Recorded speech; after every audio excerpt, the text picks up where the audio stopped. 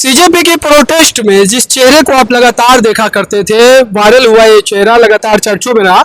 हमारे साथ है आज जो बड़ी बैठक हुई प्रेस क्लब में, इसी में इनका भी आना हुआ था।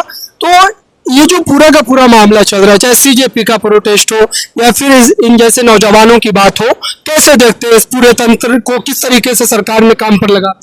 देखिए, सरकार ने काम पर इस तरीके से लगा रखा है कि जो इंसान इस देश के हित में बात करेगा, देश की भलाई के बारे में बात करेगा, सत्ता पे कड़ी टिप्पणी करेगा, सत्ता के खिलाफ बोलेगा, उसे एंटी नेशनल बोल ही दिया जाएगा, उसे टेररिस्ट बोल ही दिया जाएगा या उस पर यूएपीए लगा ही दिया जाएगा। तो यही चीज चल रही है। जैसे आप नौजवान ली जिन्होंने सीजेपी में टिप्पणियां करी, उन पे एफआईआर हो गई है, उनके घर पे पुलिस पहुंच चुकी है।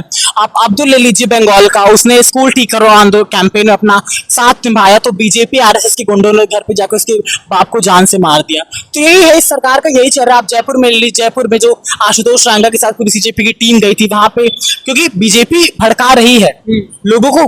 गाँव के लोग होते हैं वो थोड़े मतलब ऐसे होते हैं कि उनका कुछ भी बहला फुसला तो वो मान जाते हैं। तो बीजेपी गाँव में यही कर रही है, उनको बहला फुसला रही है। सीजेपी जो कि देश का भला चाहती है, उसके खिलाफ नैरेटिव सेट कर रही है, जिसकी वजह से लोगों में गुस्सा आ रहा है और वो बीजेपी के कहने पे चल रहा है। तो फिर आप लोगों पे आरोप लग रहा है कि आप लोग डबल क्रॉस कर रहे हैं सरकार को। जब आप लोगों की मांग मान ली गई तो फिर आप 5 सितंबर को क्यों आए?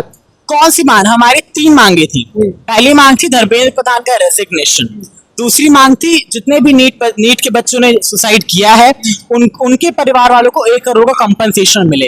तीसरी मांग ये थी कि जितने बच्चों पे एफआईआर करी है, बेबुनियादी एफआईआर करी गई है, उनकी एफआईआर वापस ली जाए। धर्मेंद्र प्रधान का रेजिग्नेशन हो गया, बिठाया किसको? क्या नाम था उनका? प्रहलाद जोशी। वो भी किसी काम के नहीं है, बीए पास कोई एजुकेशन मिनिस्टर तो नहीं बनना चाहिए। दूसरी मांग जो थी कंपनसेशन वाली, वो अब तक पूरी नहीं हुई है। तीसरी मांग जो थी एफआईआर वापस लेने वाली, वो अब तक नहीं मानी गई है।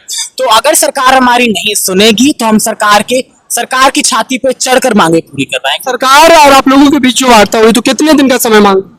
देखिए, हम लोगों ने कहा था जल्द से जल्द, लेकिन उन्होंने अब तक, और जब पहले तो इस पे कुछ डिस्कशंस हो भी रहे थे सौरभ के साथ, और वो जो थी, क्या नाम था उनका, क्या नाम, चलिए जो सीजेपी के जुड़े हुए लोग, मुझे नाम याद करना है। सौरभ के साथ जो लड़की है रत्ना, सौरभ और रत्ना से बातें चल भी रही थी, सरकार कर भी रही थी, बट अब कुछ टाइम से बिल्कुल कनेक्शन नहीं खत्म करते, इस मुद्दे पे बात ही नहीं कर रहे हैं।